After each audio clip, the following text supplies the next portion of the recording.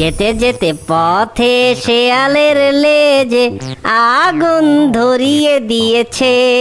হে হে। অনেকদিন আগের কথা।